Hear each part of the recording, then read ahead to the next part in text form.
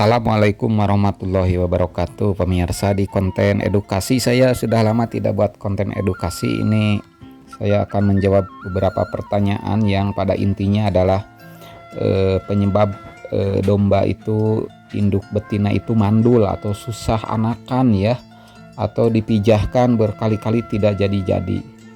Itu beberapa faktor penyebab beragam yang menyebabkan induk domba itu mandul atau susah anakan ya, dipijahkan berkali-kali tidak jadi, akhirnya bajir kayak gitu. Nah, mudah-mudahan ini mah saya pernah sekolah heula, ngalaman bangku sekolah. Jadi ini mah secara teori pemirsa, tapi ketika saya amati memang antara teori dengan praktek di lapangan memang ada yang mirip-mirip lah, ada yang mendekati begitu. Jadi sehingga apa yang saya sampaikan mudah-mudahan menjadi gambaran bagi peternak semuanya. Yang menanyakan kenapa kambing saya begini susah beranak, susah dikawinkan tidak jadi-jadi, apakah memang ada yang begitu? Ada, jawabannya ada. Itu disebut kambing yang kurang kesuburannya atau mandul ya. Penyebab kemandulan salah satunya nih catat, gangguan kelamin. Jadi sama seperti manusia bahwa pada domba juga ada penyebab umum sehingga betina bisa mandul, yaitu gangguan kelamin. Seperti ada penyakit pada domba itu, ada IBR, ada mastitis, masih banyak lagi lah. Tapi gejala klinis ini tidak bisa dilihat dengan mudah, tidak bisa diamati dengan mudah. Pada dasarnya penyakit kelamin ini kadang-kadang ada genetik bawaan ya,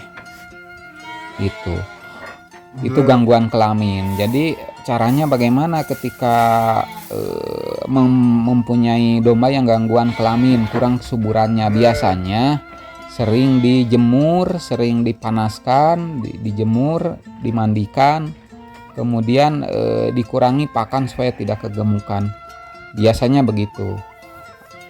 Kemudian yang kedua tubuh domba itu tidak ideal. Jadi tubuh bibit atau indukan itu tidak ideal. Jadi syarat bibit yang bagus itu adalah tidak terlalu kurus, tidak terlalu gemuk. Itu jadi catatan. Saya selama jadi ikut pengarahan tentang teori ini, tetap syarat bibit yang bagus itu tidak terlalu gemuk dan tidak terlalu kurus. Sebab ini akan mempengaruhi pada proses proses pembuahan.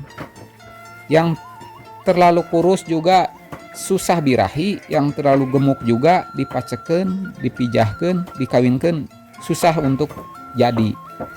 Jadi bagi yang gemuk itu dikurangi diet ya, nafsu makannya supaya dikurangi porsi makannya. Kemudian yang kurus ditingkatkan nafsu makannya supaya ideal tubuhnya.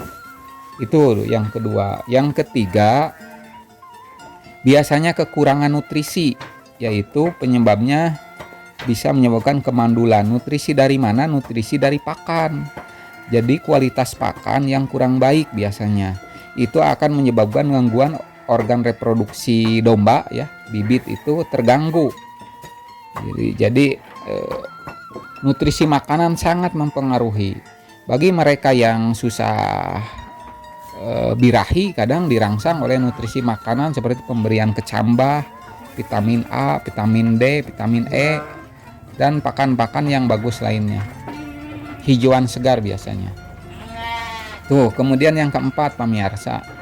Yang keempat, penyebab kemandulan itu bibit domba dikawinkeun teu jadi-jadi teh. Ini yang tidak disadari oleh peternak. Yang keempat, pemaksaan perkawinan, diperkaos, dipaksa domba dikawinkeun. Nah, ini yang tidak disadari oleh peternak semuanya, terutama pemula. Jadi pada dasarnya induk domba atau kambing dipaksa kawin itu akan menimbulkan stres, trauma lamun jelema mah. Jadi dan akan menyebabkan gangguan pada organ seksual, organ reproduksi.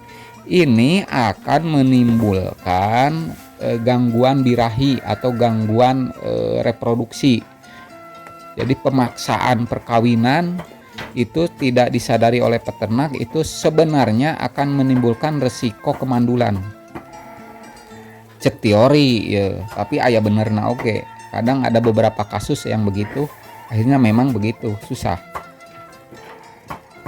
Yang kelima nih, ini yang terakhir, faktor keturunan atau genetik. Jadi faktor ini menyebabkan kambing mandul biasanya berasal dari domba-domba yang genetiknya keturunannya tadinya memang susah birahi, susah jadi.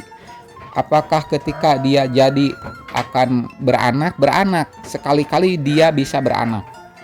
Jadi dari genetik domba induk yang faktor genetis kemandulannya resikonya tinggi itu sekali-kali bisa beranak. Dipaksa, dikawinkan, terus kemudian jadi. Nah, setelah jadi, kesananya keturunan itu kadang-kadang begitu lagi.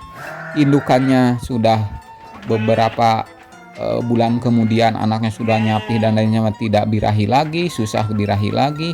Anaknya juga setelah darah, setelah danten, begitu perilakunya biasanya dari genetik keturunan ini berbeda dengan perilaku domba-domba indukan yang lain. Misalkan ada agresif, suka menaiki kawanan lainnya, kemudian suka ya sifatnya tomboy. Nah, bagi bibit-bibit yang begitu solusinya adalah diganti.